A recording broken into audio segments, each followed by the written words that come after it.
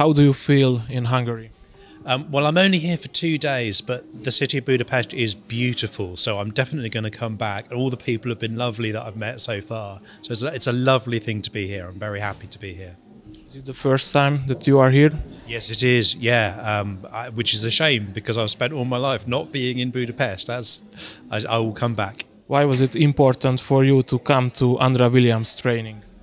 It was important to come and share my story, I thought, because so much of what's happening in Britain could happen in Hungary if the people of Hungary are not careful.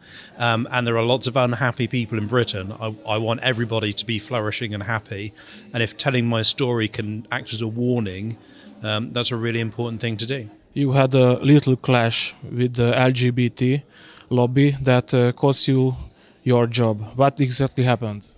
Well, I was the school chaplain in a Church of England school, and one of the people said to me, can you talk about in chapel how come we're told we have to accept all this LGBT stuff? So I did that in chapel in a service. I said, you make up your own mind. You don't have to accept someone else's ideology.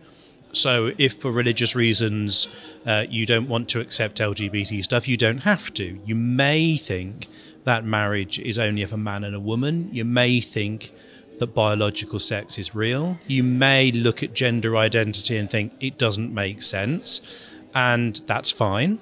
If you agree with all those things, that's fine too. The really important thing is we respect the people we disagree with, and there's no room for personal attacks or abuse or anything like that.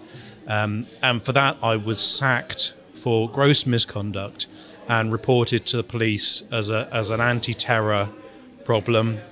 I was reported to Child Safeguarding Services as potential risk to children for putting in a very moderate way the idea that you may have Christian beliefs in these areas, which was my job, I thought. But the people in the school in powerful positions didn't think so, and they wanted to get rid of me.